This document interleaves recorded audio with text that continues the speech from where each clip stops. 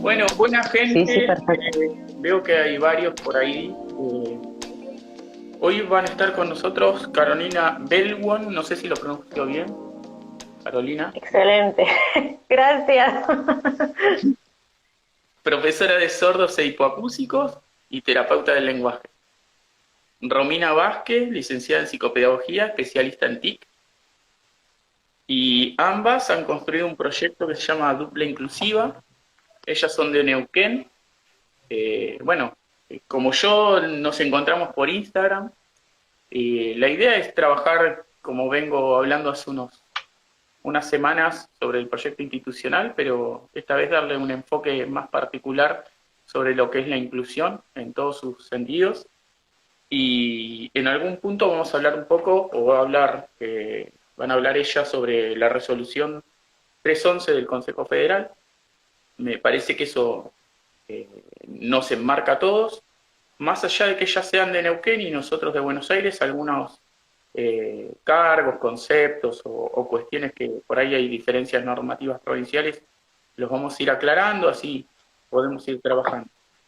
Vuelvo a aclarar algo que planteé la semana pasada, nosotros no estamos dando una receta para nada, ni consideramos que sepamos todo, no considero que haya alguien que sepa más o menos en esto, sino que todos tenemos distintas experiencias y lo que hace al crecimiento de todos como docentes es eso, ¿no? De ir viendo, valorando las experiencias ajenas, tomarlas, readecuarlas a nuestro contexto, a nuestros alumnos. Y en lo particular no solo se trata de chicos con discapacidad, si bien especialidad por ahí de ellas es esa, pensemos que también un chico 10 a veces queda aislado de la clase, no solamente porque el profesor no llega a los niveles que tiene ese chico, sino porque también está sufriendo un acoso de parte del grupo y queda aislado. Y la inclusión tiene que ver con eso, ¿no? No importa en qué extremo esté el chico, sino que todos tienen que estar en un aula, participando de la mejor manera. Bueno, la idea de esto, como hace un rato hablábamos con Romina, no sé, es que sea como una charla de todos, ¿no? Nosotros no pretendemos señalarles el camino a nadie, sino compartir algunas cosas como en una mateada, en un fogón y bueno, compartir. Ya que están en Neuquén, seguro que tienen esos paisajes recopados para eso. Así que bueno, dejo a ellas charlar un rato y no sé, las interrumpiré para preguntar las cosas que surjan, si les parece. Bueno, Dale. bueno, capaz comentarle, Si alguno quiere hacer alguna pregunta, escríbala, yo la leo y se las transmito a las chicas o cualquier duda que surja, la vamos planteando. bueno, no sé, Gracias. Carito, si querés que empecemos hablando un poco del ¿De marco cómo legal, un surgió? poco de, Sí, bueno, dale, dale, o de cómo surgió, sí, sí, dale. Bueno, nosotras las dos trabajamos en una escuela especial de Neuquén Capital. Es una escuela de servicios múltiples, por lo que nuestra población es bastante variada de alumnos y estudiantes, pero la gran mayoría, el gran porcentaje, está en los proyectos de inclusión, en las escuelas primarias y en nivel inicial también. Y nosotros, bueno, el año pasado, a raíz de la pandemia y de toda esta circunstancia que nos toca vivir, surgió la necesidad, sobre todo por ahí, de implementar muchos recursos a través de lo virtual y de la formación y el acompañamiento de los docentes desde lo virtual, porque, como siempre, por ahí nosotras se nos da un poco más la tecnología, pero igual tuvimos que aprender a manejar Zoom, tuvimos que aprender a manejar un montón de cosas y muchas de nuestras compañeras también. Entonces surgió primero como puertas adentro de hacer una jornada, de ocupar por ahí el espacio de jornada institucional, que no sé si ustedes en Buenos Aires tienen una vez al mes las jornadas institucionales, que es ese espacio donde nos formamos y por ahí se hacen proyectos, o depende por ahí del equipo directivo. Entonces hicimos un encuentro a través de Zoom con las escuelas de nuestro radio y después como que fue creciendo. Nos pidieron compañeras de compañeras, como es esto, las redes sociales, hicimos un encuentro abierto para otras primarias. Después nos pidieron de media, así que, bueno, tuvimos que hacer ahí, como no trabajamos con media, tuvimos que hacer un trabajito de campo, investigación, nos sumamos a media. Y así se fue dando y fuimos creciendo. Después nos conectamos con gente también de Salta, bueno, de acá del interior, también de Neuquén, que eso fue algo hermoso porque, digamos, esto de la virtualidad, del Zoom y la posibilidad de poder trabajar en línea, nunca se nos hubiese ocurrido, digamos, ¿no? Sí, capaz de hacer las jornadas que siempre uno hace y que capaz podés invitar a las escuelas cercanas y tener ese intercambio con colegas, pero bueno, en este caso se dio de forma virtual y lo pudimos abrir y justamente poder tener intercambio con gente de otras provincias, de otros lugares y bueno, estuvo buenísimo, así que bueno, así surge un poco el proyecto de Dupla Inclusiva.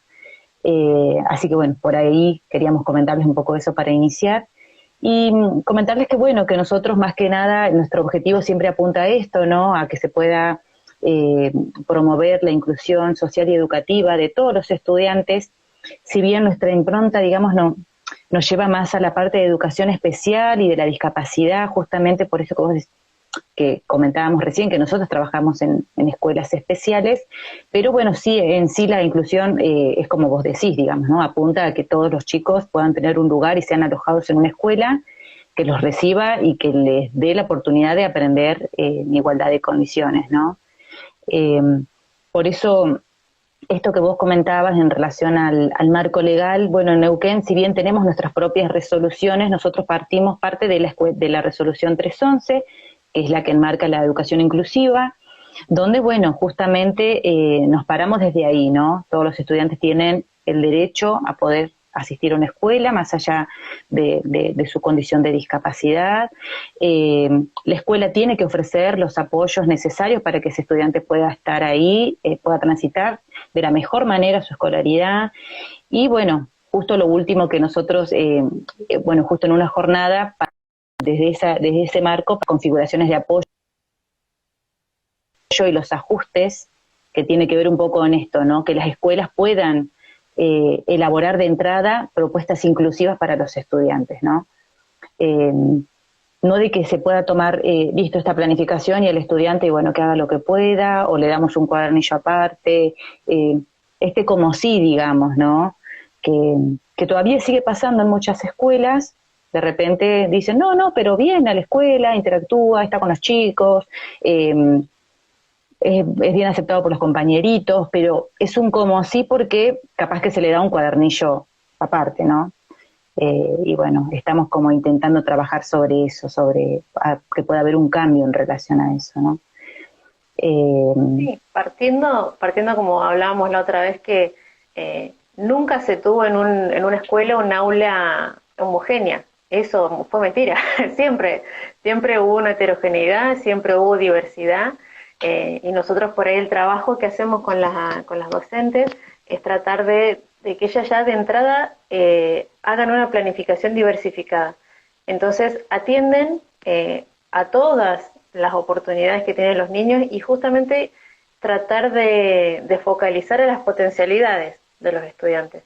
Porque siempre, digamos, en un marco anterior, por ahí en los modelos anteriores de concepción de la discapacidad, se partía del déficit, del que, no puede, esto no lo puede hacer, no va a poder, entonces hay un techo y se lo limita al estudiante.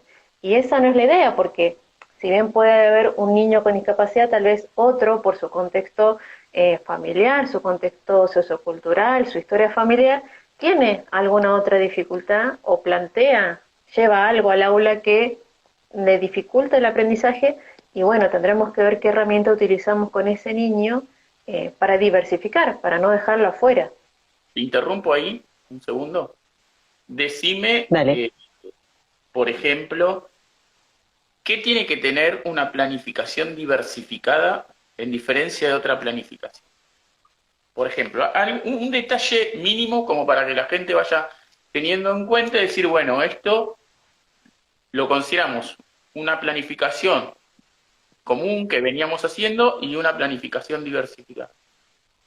Y la diferencia radica básicamente en que en la planificación común vos vas a hacer una sola propuesta para este grupo de estudiantes, más allá de la diversidad que haya en ese grupo, ¿no? Los estudiantes tendrán que ver cómo se acomodan a esta propuesta, ¿no? Con estas actividades, con este material que yo traje.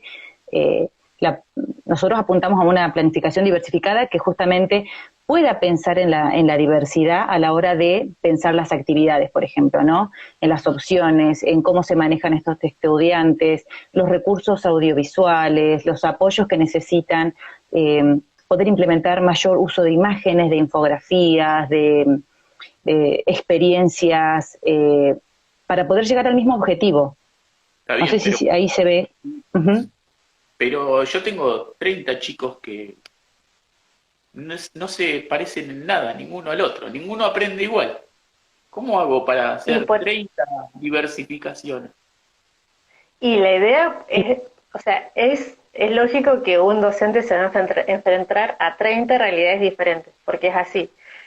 Pero por ahí nosotros hacemos hincapié en si hay una consigna, dar a elegir, dar opciones, no dar una única consigna que sea resuelta de una única manera.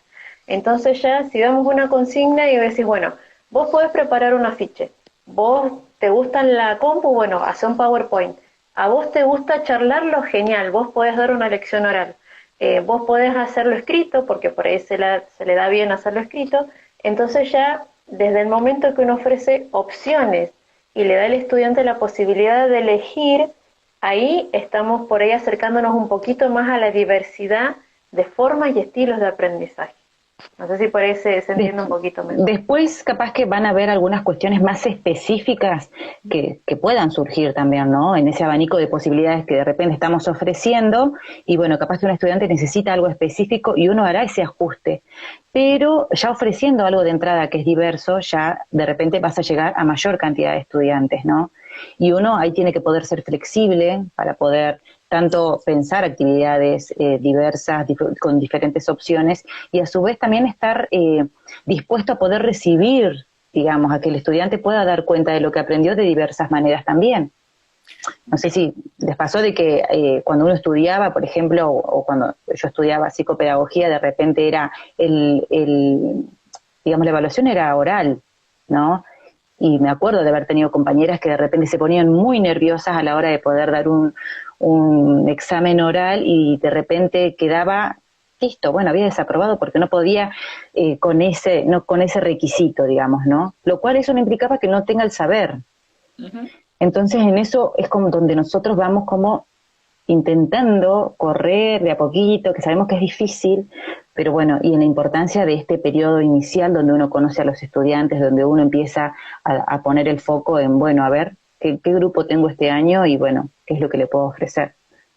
Yo pensaba también, a veces lo charlo, y el foco de la diversidad, ustedes lo plantean desde las actividades, que todos lo planteamos desde ahí, pero además sobre la evaluación, ¿no? Es decir, cómo evalúo a los distintos tipos de chicos que se me presentan y qué consideraciones voy a tener.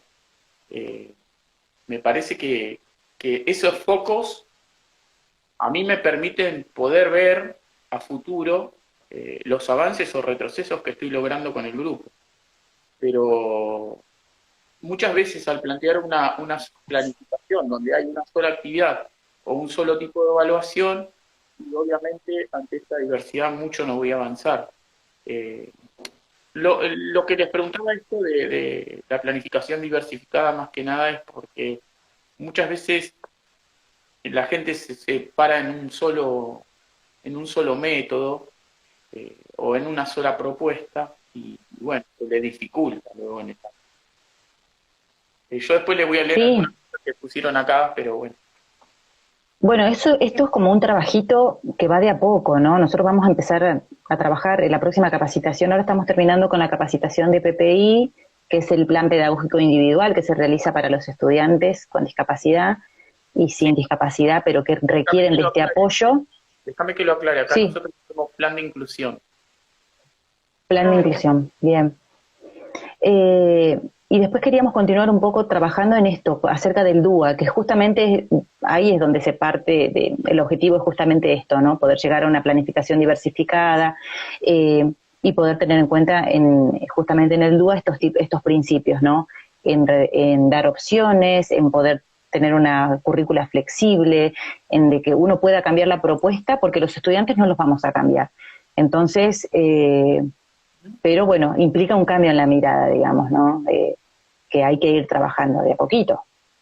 Sí, sí, sí. Y es Sí, no, obvio. un trabajo, sí, desde el docente digo, implica esfuerzo, porque a mí me ha tocado cambiar mi estructura, reconstruirme otra vez y fijarme por ahí, partir desde la motivación, de escuchar a los chicos, de hacerlos partícipes del aprendizaje, porque por ahí vos justo en el recreo escuchaste que a tal le gustó tal cosa y decís, ah, bueno, puedo partir de ahí, con ese que está calladito, que no dice nada, que no participa.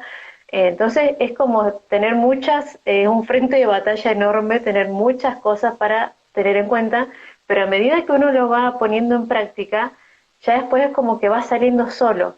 Uno de a poquito se va acostumbrando a escuchar, a mirar, a observar, a ver qué proponen los chicos. Si le damos la voz a los chicos, es impresionante las cosas que pueden salir y todos los proyectos que se pueden armar y ellos ya se acomodan. Pues lo primero que te dicen, tengan o no tengan discapacidad en cualquier aula, ¿y esto para qué?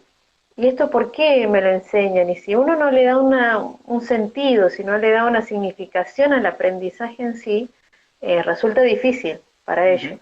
Imagínense para nosotros también, entonces para los niños con más razón. Déjame que aclare una cosa. Me dicen, acá también se llama PPI, pero acá es Propuesta Pedagógica de Inclusión, ¿sí? O Bien. Proyecto de Inclusión, eso. Y allá es, ¿cómo es allá? Plan pedagógico. Plan Plan pedagógico individual o proyecto pedagógico individual, y cualquiera de los dos. Pero bueno, hay alguna diferencia, pero es más o menos lo mismo en cuanto a lo que apunta a lo mismo. Entonces, Sí, y este concepto nosotros lo tomamos de la resolución 311, que era la que hablábamos anteriormente, donde habla, ¿no?, del PPI justamente como un instrumento que pueda dar mayor, que pueda certificar justamente este proceso que hace el estudiante, ¿no?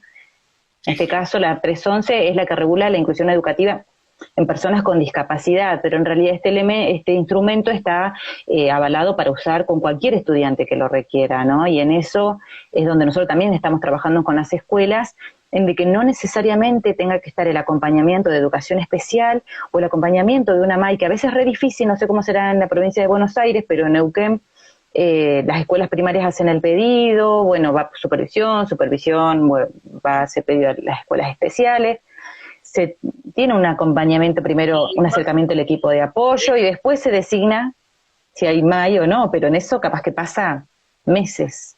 sí, es más o menos lo mismo. Acá también están planteando Hay un sitio. que falta personal, sí, obviamente. La idea, nosotros no podemos hacer nada sobre esa falta de personal,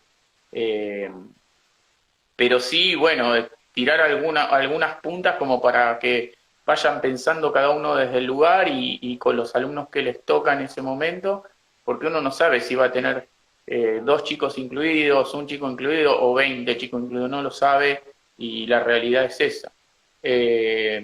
Después me plantean algo de Chubut, es re difícil, no hay docentes para el acompañamiento. Para el acompañamiento. Sí, cuesta claro, mucho. Hay pocas MAI. Sí. Entonces, por ahí había acá algo que me pareció interesante, que decía Sí. que no tiene que ver con el esfuerzo del docente, sino con mirar y ver con atención. Sí, me parece que en esto Tal cual. de generar un diagnóstico real del grado o del curso que se tenga, más que me gusta mucho lo que plantea Matus, ¿no? Una descripción situacional, describir más que dar una opinión certera sobre lo que se tiene, porque a veces esa opinión no está acabada. Describir me parece que da más detalle de lo que realmente tenemos en el aula. Por eso muchas veces cuando voy a planificar es más interesante describir, ¿no? Describir qué está pasando, cómo están constituidas las aulas o la misma escuela, pero desde una descripción. Y en la descripción pueden participar todos, y cada uno desde su marco teórico, desde su perfil. y es mucho más acabado. Pero bueno, Sí, tener en cuenta que todos los años va a haber variabilidad, digamos, ¿no?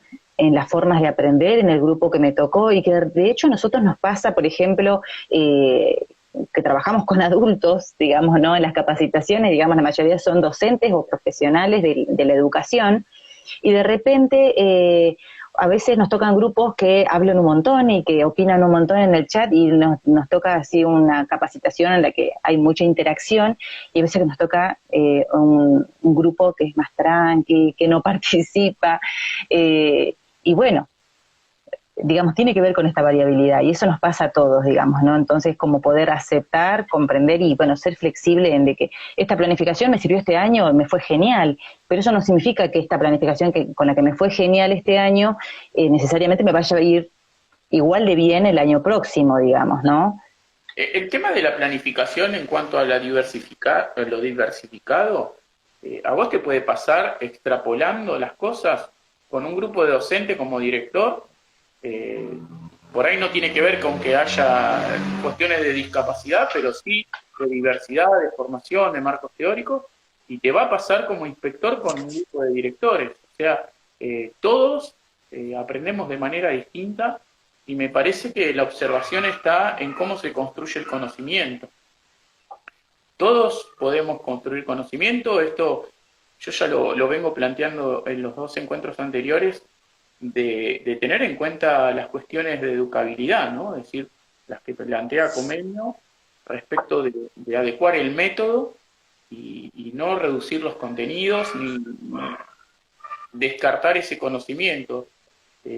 Obviamente va a llegar, por ahí con mayor o menor dificultad, pero lo va a poder construir de acuerdo al acompañamiento que hagamos. Eso va a pasar en todos los grupos sociales.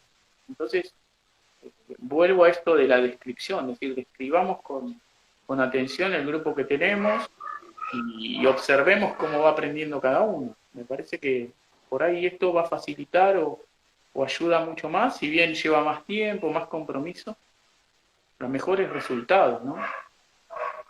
Sí, me parece esto re importante que vos decías también en relación a poder mirar la variabilidad, tiene que ver también con mirar como el todo, digamos, ¿no? Cuando hablabas hace rato de proyecto educativo institucional, pensaba un poco en eso también, ¿no? En la necesidad que uno tiene también de mirar el todo, el entorno, el contexto, la cultura, y bueno, pensar en justamente esta es la población con la que voy a trabajar y en base a eso también la escuela tendría que poder pensar sus propuestas en base a esos proyectos. Lo que pasa es que a veces los proyectos institucionales no se revisan de forma periódica, ¿no? Y a veces que pasan miles de años y cambió totalmente la población y de repente sigue el mismo proyecto. O nos pasa también de que no lo tienen. Hay muchas escuelas que no tienen proyecto educativo institucional porque está en construcción y estuvo eternamente en construcción y no se finalizó, digamos. Entonces, Fíjate, Romina, que estamos hablando de lo mismo respecto de la planificación del estudiante. Sí. No hay claro, proyectos de actividad diversas y no hay una evaluación diversa, ni siquiera una evaluación concreta sobre lo que planteamos en el proyecto institucional. Entonces me parece que hay un déficit en cuanto a entender lo que es la planificación como mirada de futuro, como oferta educativa, como mínima propuesta sistematizada para el entorno donde estoy. Entonces, a veces me parece que el déficit está ahí, es decir, ¿cómo estoy planificando?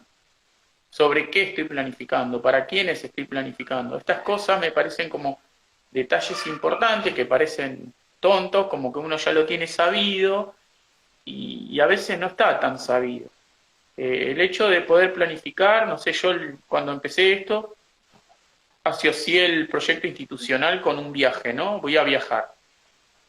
Bueno, el viaje uno puede planear un montón de cosas, pero lo va a ir cambiando sobre la marcha a medida que va evaluando las condiciones y depende cómo está viajando, si en auto, en avión, lo que fuese, y va a ir evaluando los recursos que tiene, va a evaluar el dinero, va a evaluar el tiempo. Entonces, el proyecto institucional es un viaje, el proyecto de aula es un viaje y la verdad es que todos tienen que llegar. Esta es la realidad, ¿no? Entonces, me parece que tenemos miedo a evaluar y cambiar las decisiones y tomar otras decisiones.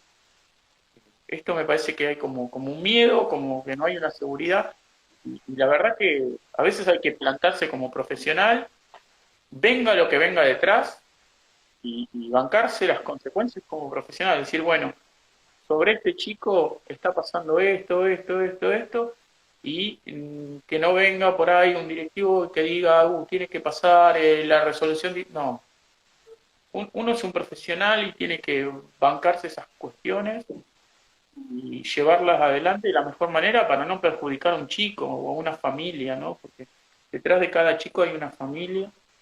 Eh, no sé, estaba pensando decir la diversidad. ¿Qué adecuaciones hace una escuela a veces para las familias múltiples? Familias que tienen mellizos, gemelos, trillizos, cuatrillizos. ¿Qué adecuación hace? Los pibes para ahí no tienen ninguna dificultad o alguna discapacidad, pero su entorno está constituido de una manera que implica socialmente, económicamente, muchas dificultades. Y la escuela no adecua nada.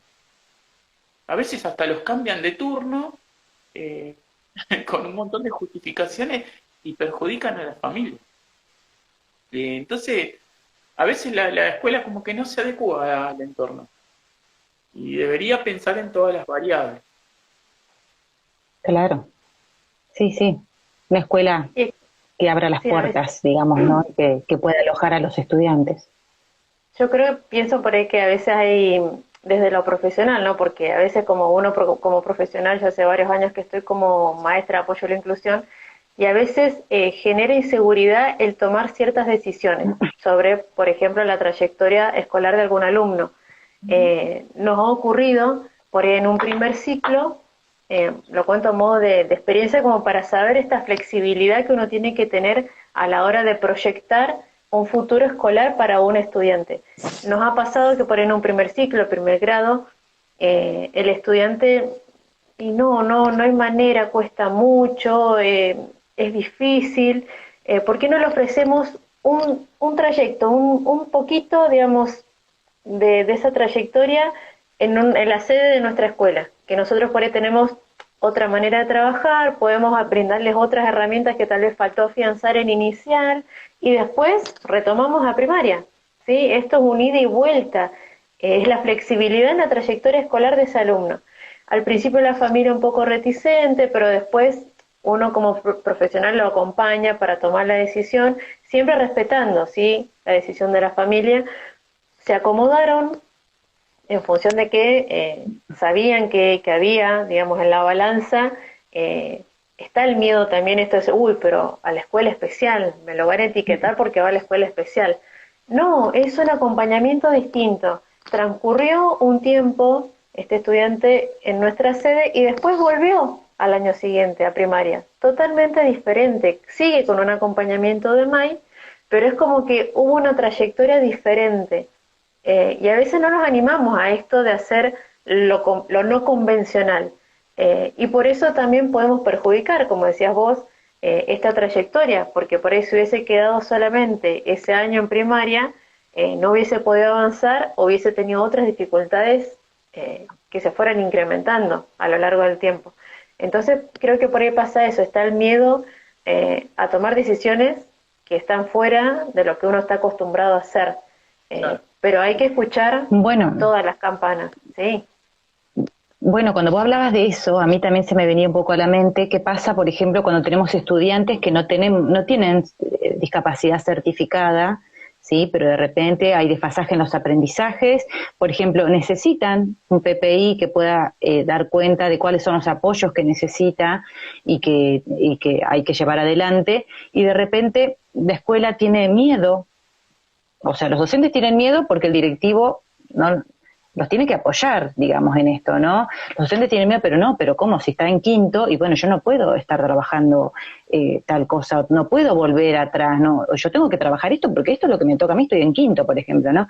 Claro. Y de repente está este miedo, pero porque también ahí nos parece re importante también trabajar con los equipos directivos, en de que ellos también puedan apoyar a los docentes en esto, ¿no? Se está haciendo esto y porque tenemos toda la justificación como profesionales de por qué se está haciendo, porque se está respetando la trayectoria del estudiante, los procesos de aprendizaje, los tiempos, y en esto falta formación todavía, digamos, ¿no? Y ahí nosotros vamos trabajando en relación a eso, ¿no? Ustedes pueden hacer un PPI si es necesario, es un instrumento legal, es un instrumento que lo puede utilizar un estudiante con o sin discapacidad, y que venga el docente que venga, puede tomar este instrumento y sabe desde dónde partir, ¿no? Y Bien, puede respetar el proceso del estudiante. déjame decir dos cosas ya que dijiste, venga el docente que venga. Primero, respecto de lo anterior, alguien puso acá falta de empatía.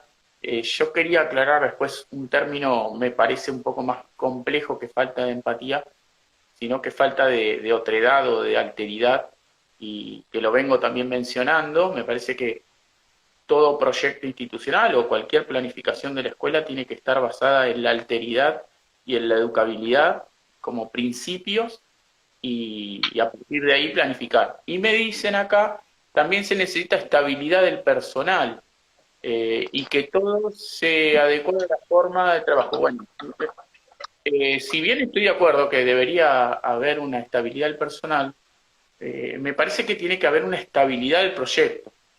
Es decir, recién Romina dijo en un momento, en algunas escuelas están en una eterna construcción del proyecto. Bueno, ahí no hay estabilidad de la oferta, no hay una oferta clara. Entonces, por más que tengamos estabilidad de personal, las ideas que se plantean o las ofertas que se plantean no están claras. Entonces, eh, trabajar sobre eso, sobre no sé, las escuelas privadas le dicen ideario.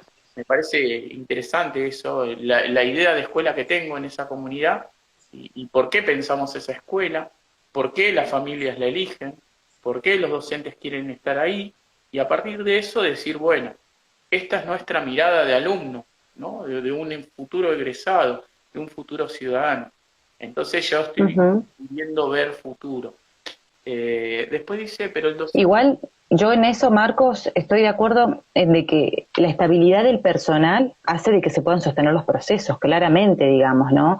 De hecho, acá hay algunas escuelas de más del tipo capaz privada o públicas de gestión privada, digamos, ¿no?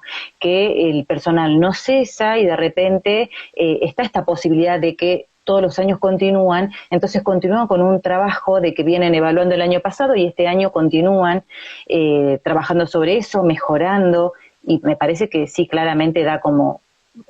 Sí, yo te repito, la estabilidad yo estoy de acuerdo con eso, pero me parece que si no está compensada la estabilidad de un proyecto con la estabilidad del personal, por más que vos tengas personal estable y no tenés una idea de dónde querés ir, es como lo del viaje. Vos decís, bueno, está bien, Sí. si no está la idea de dónde vamos a ir, y bueno, vamos a terminar en cualquier lado. Eso me parece fundamental. Es decir, alguien tiene que poner esta semillita fundadora de la oferta que queremos hacer en este lugar. Somos un conjunto de profesionales, y el que venga, en principio se va a adecuar a eso, y luego va a ir planteando también su postura, porque es otro profesional. Eh, pero hay que lograr un equilibrio. El director, el inspector ahí tiene que intervenir logrando equilibrio, ¿no? Después ¿Quién dice, sería el inspector? ¿El supervisor? ¿Nosotros? Supervisor. ¿Supervisor? Claro. Ah, dice, pero el claro. docente está preparado para esto, preguntan. Yo creo que sí. Yo creo que está preparado, pero Eso es, Está esa es preparado, una, pero sí, es re importante el apoyo del equipo directivo. claro, bueno, El apoyo en proyectos, en propuestas distintas, en la flexibilidad, digamos, ahí si hay un equipo directivo que apoya, y sí, más docentes se van a animar a poder hacer, ¿no? Tener mayor variabilidad en las actividades, hacer propuestas más flexibles, diversificadas, pero si hay un equipo directivo que de base continúa con un método anterior o con una mirada más más rígida. cerrada, digamos, exacto, no sirve, digamos, ¿no? Por eso me parece re importante esto decíamos hace rato, de trabajar con los equipos directivos. Sí, digamos, es todo un conjunto de cosas. Es decir, a ver, hay que tener eh, la mirada o el fin político que tiene que subrayar y apuntar el supervisor o el inspector, como quieran llamarlo.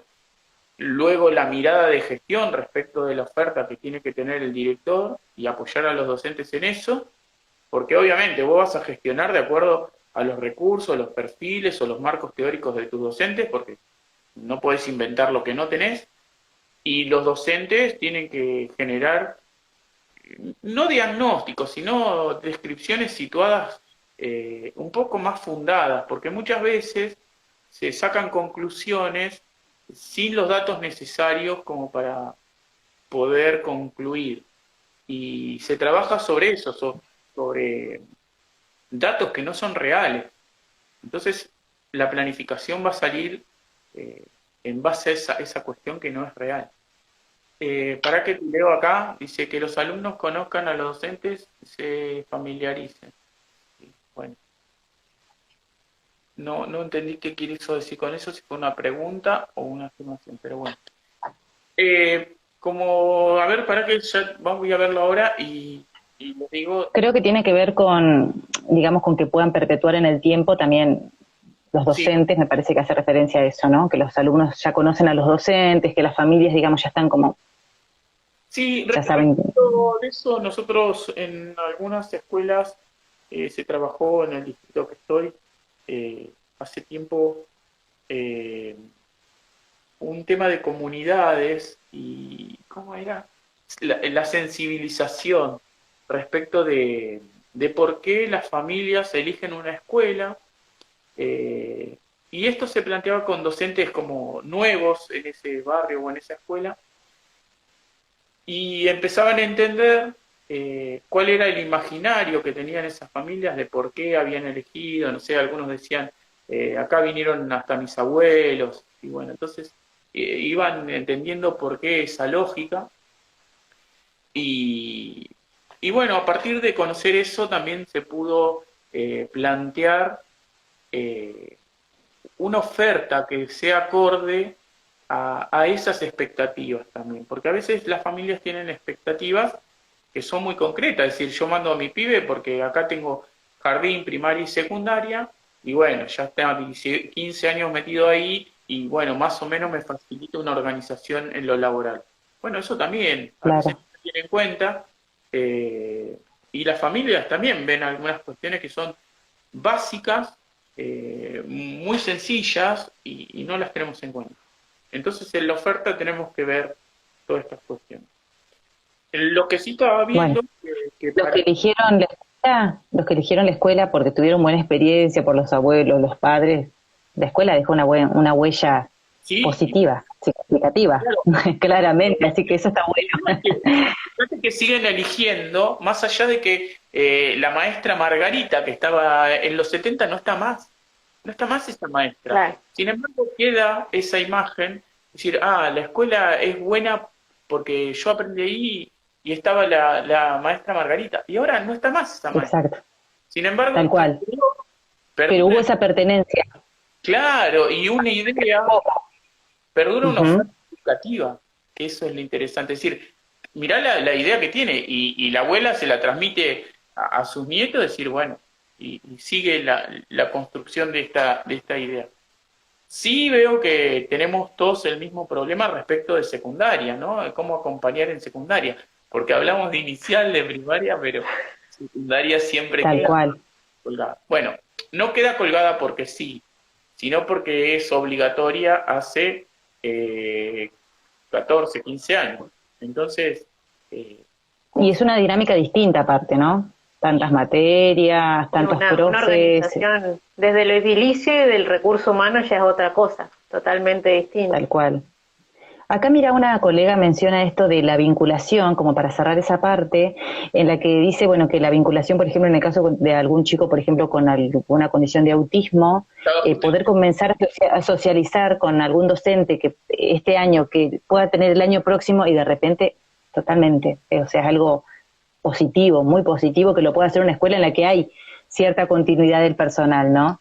Claro. Que por ejemplo a nosotros no nos pasa en la escuela en donde trabajamos, el plantel de MAI se renueva casi completo. Entonces el año que los padres a veces dicen, ay, la seño, sí, porque le ayudó a mi hija a salir adelante, puede estar el año que viene, y no lo sabemos, ojalá, pero es re importante. Ojalá hubiera mayor continuidad en algunos procesos, y bueno, de acuerdo totalmente lo que dice acá. Mira, nos están quedando unos 15 minutos que yo, Sí. y quería ver si quieren ustedes plantear alguna de las cosas que llevan adelante y en qué podrían ayudar a la gente para que se comunique con ustedes. Y, no sé, algo. Capaz hablando de esto de nivel medio que vos hablabas hace rato, se me venía a la mente, bueno, cuando hicimos la capacitación de prácticas inclusivas en educación media, fue todo un desafío, ¿no? Porque nosotros ahí, bueno, con Carito, que tenía sus contactos, hicimos un trabajo de campo donde también era empezar a investigar, ¿no? Acerca de cómo eran los procesos inclusivos en media. Y es algo que está como arrancando de a poquito y con mucho trabajo, justamente por esto que decíamos hace rato, ¿no? Que es otro mundo, que es otra organización, que son muchos profes, que son profes que van a muchas escuelas. Eh, la dinámica del maestro de apoyo a la inclusión es diferente que en primaria, porque en algún punto sentimos que en primaria y jardín, que es donde nosotros trabajamos más, porque es justo donde nuestra escuela trabaja, fluye más el acompañamiento de estudiantes con discapacidad, digamos, ¿no? Ya fluye, llega un niño con tal necesidad, con tal condición, listo, ya está, no hay problema. Están las puertas abiertas. Después hay que trabajar sobre otras cosas, pero fluye más el proceso. En cambio, en media es muy difícil todavía trabajar en relación a eso, ¿no? Así que, bueno, nosotros ahí hicimos un trabajito investigando con algunos colegas, con algunos profesores, investigando algunas prácticas inclusivas que tiene que ver con la experiencia de otros, ¿no? Que puedan abrir. A veces la experiencia de uno ayuda a uno a pensar nuevas posibles experiencias y, bueno, nos parece re importante en eso. Trabajar sobre posibles recursos, posibles herramientas, posibles proyectos, y bueno, apuntamos ahí un poco a en la capacitación de educación media, a trabajar sobre eso. Y por suerte fue positiva, fue bastante buena la respuesta de los docentes y aunque sea, sabemos que esto no va a cambiar de un día para el otro, pero es como dar un inicio a un algo, ¿no? Pensar juntos al menos cómo podría ser. Respecto de las cuestiones de media, yo lo que observé en mi carrera con distintos alumnos y compañeros de esos alumnos con discapacidades distintas, es que muchas veces no, digamos, a mí me pone, soy como muy fanático de Vygotsky. Y digamos, Vygotsky dice que puede sacar de la zona proximal alguien que sepa un poquito más que el otro. Y a veces hay cuestiones muy sencillas, pensando en esto que alguien dijo hace un ratito, de prestar atención, de observar, cómo es el, el circuito que se da entre los compañeros cuando hay alguien con una discapacidad. Y me parece que a veces no es necesario trabajar con el chico que tiene la discapacidad, sino con sus compañeros. Porque los mismos compañeros son el apoyo de ese. ¿Sí? Y a veces ese Tal chico, cual. el compañero, no tiene respuestas. Entonces necesita decir, a ver, Uh-huh. tengo un compañero con Asperger. Bien, listo. Me pongo a ayudarlo, le explico la tarea, le paso cosas que no termino de copiar, y yo, pero si ese compañero tuviese otro apoyo, yo estoy teniendo un recurso ahí eh, que a veces no viene del Estado para nada, sino que es un mismo compañero y que le está dando una construcción a la persona que tiene la discapacidad desde otro lugar, porque lo está incluyendo un propio compañero, le habla desde el mismo Uh-huh. nivel. y me parece que ahí, por ahí la educación tendría que hacer un apuntalamiento, es decir, bueno, el entorno donde se mueve este chico hay que apoyarlo, hay que ayudarlo con otras herramientas, hay que acompañarlo, no sé, vivenciar Ujú. estas cuestiones, me parece. Y Sí, hacerlo partícipe cuando hay un compañero que está apoyando al que tiene una discapacidad, abrirlo al conjunto, ¿no? Porque a veces es uno o dos que lo acompañan y el resto como que no se involucra. Me parece que sí, ahí Claro. nosotros, tenemos una punta de lanza interesante en secundaria, porque obviamente no tenemos tanto acompañamiento de recursos docentes. Pero bueno, sí, hay eso que... nosotras en la capacitación lo planteábamos el tema justamente del trabajo con los pares, y que incluso es un recurso que nosotros como adultos nunca vamos a poder llegar a entender y tener esa conexión que tienen entre los pares.